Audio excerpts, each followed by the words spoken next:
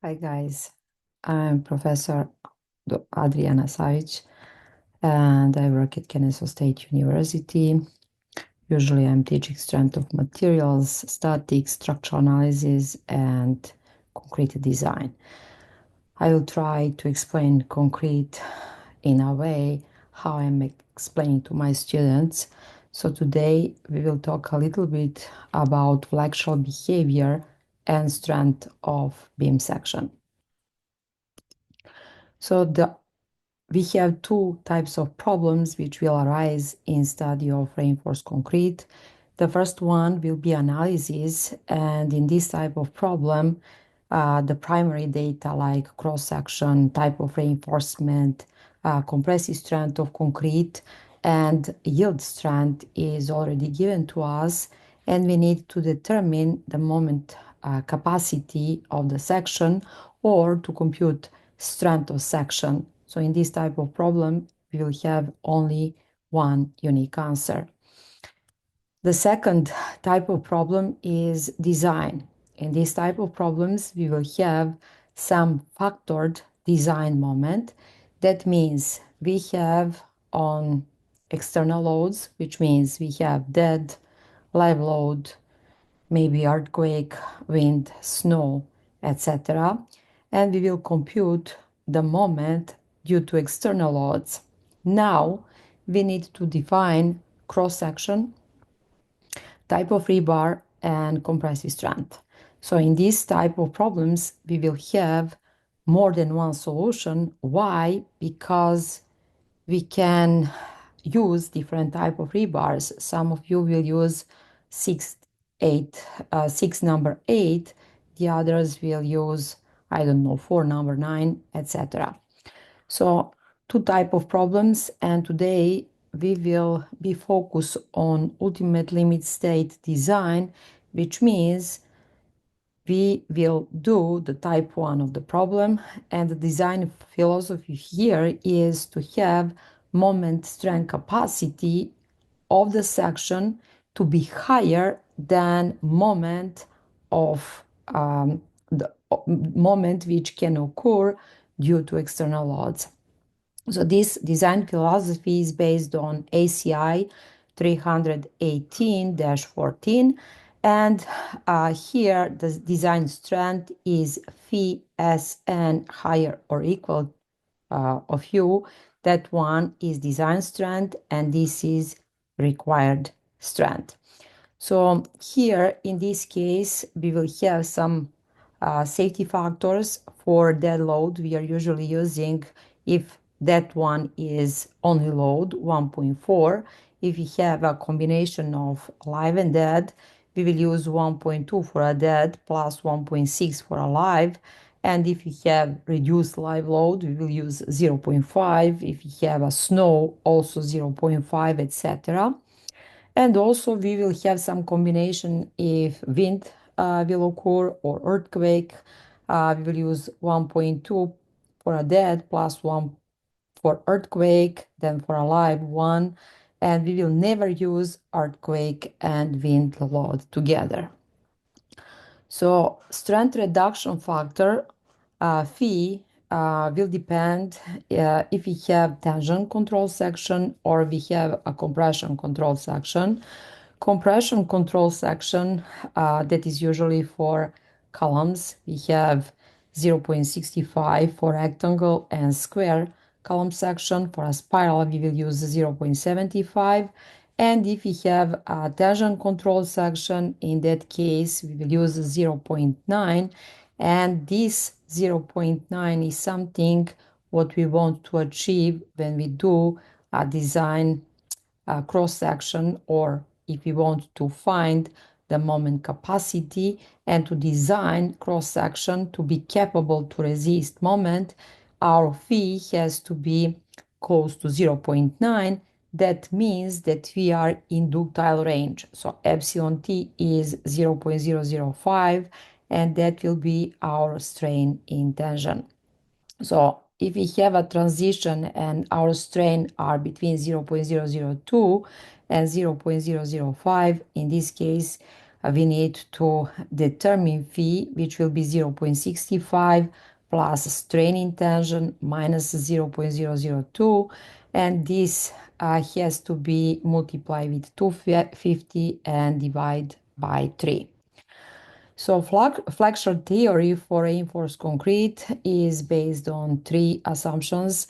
The first one is section is perpendicular to the axis of bending that are plane before bending and remains plane after bending. The second one is that the strain in the reinforcement is equal to the strain in the concrete at same level. The third one is the stresses in the concrete and reinforcement can be computed from the strains by using stress strain curves for the concrete and steel. That means we will use sigma epsilon diagram for brittle and ductile materials. And we said that in the elastic range, Hooke's law is applicable. So that means that stress is equal modulus of elasticity times strain. So these are the stuff which we covered in strength of material.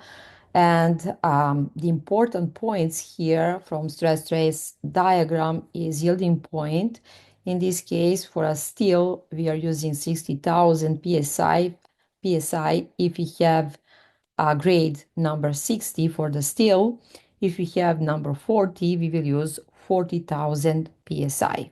So this is cross section before deformation. This one is after deformation. In this case, we have some cross section which is subjected to a moment. And now we need to determine moment strength capacity. So in this case, we will use Whitney's stress distribution. According to ACI, it can replace the parabolic function here, where the location of neutral axis C is, and in this case, we will have the depth of Whitney's block, which will be A, and we will compute the compressive force, which belongs to concrete, and we have a tensile force to be from the steel. So the distance between the two in this case is lever arm. And if we compute that sum of moment at point T is equal to 0, we will determine that Cc times lever arm is our moment strength capacity. So in this case, you see that A is equal C times beta prime. So beta is something which depends on compressive strength of concrete. And if compressive strength of concrete is in range 2500 psi to 4000 psi, we will use beta 1 0.85. If compressive strength is higher than 8000 psi, then our beta will be 0.65. Range from 4000 to 8000 psi, you need to use the equation 0.85 minus 0.05 times compressive strength of concrete minus 4000, and we are dividing everything with 1000. So in order to determine moment strength capacity, firstly we need to determine if our cross section is singly reinforced concrete beam. That means we have only steel rebars here in tension region, and doubly if we have reinforcement on both, so in a compression zone and in tensile zone. So nominal moment strength capacity, we need to determine the depth to the neutral axis. The assumption of yielding of the tension still can be checked, and we are using the similarity of triangles to determine the strain in steel. For strain in concrete, we are using the value of 0.003, and we need to find the equilibrium of the forces. That means that force in compression and force in tension from the steel, they have to be equal. So steps for computing nominal moment strength. Firstly, we need to find all given data. then to assume that strain in steel is higher or equals strain in yielding strain, that our stress in steel is equal yielding stress, that sum of forces in X is equal to 0. So that means that compression force is equal to tension force, and we need to determine the depth of the witness block. So A will be equal steel area times yielding stress. We are dividing by 0.85. FC prime is compressive strength of concrete, and B will be the width of the cross section. So the next step is to determine the location of neutral axis. So we are using the witness block depth.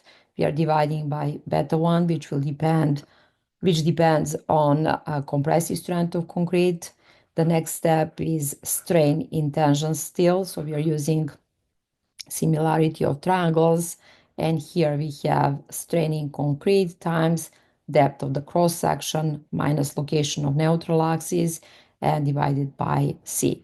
So we need to compare the two. If this one is less or higher than yielding strain, then we are going in a step 6 if we have that strain in steel is higher or equals the strain in yielding strain, then we will have that our moment capacity is tensile force times depth of the cross section and minus witness block depth.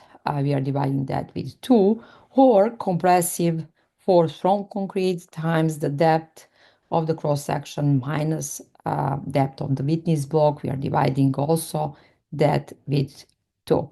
So the seventh step will be to determine the phi. Again, we are using the chart. We need to figure out if we have 0.9, if strain in tension is 0.005 and up. If it is between 0.004 and 0.005, again, we will be in ductile range. That is something which we want to achieve. And if it is below 0.002, then we will use 0.65. So I will do one example today. You have some cross section with a width of 12 inch, height will be 20 inch. The concrete cover is 2.5. You have 4 number 8 bars given FC prime 4000 psi, modulus of elasticity of steel is 29 psi. You have yielding stress 60,000 psi, and we need to compute nominal moment strength of given beam. So in this case, steel area will be 4 times 0.79, which is for number 8 rebar area. You have steel area to be 3.16 inch square. So this is our step 1. Step 2, we are assuming that strain in steel is higher or equal yielding strain, and that stress in steel is equal yielding stress. So step number 2. Step number 3, we need to determine the value of A, which is the depth of witness block. We are using our equation. So here we have 3.16, yielding stress 60,000, 0.85, compressive strength is 4,000 psi, width of the section is 12, and our A is 4.65 inch. So the next step will be to determine the depth of neutral axis. We have C, which is equal A over beta 1 for FC prime 4000 psi. Using the table, you have beta 0.85. So that means that your C is 5.47 inch.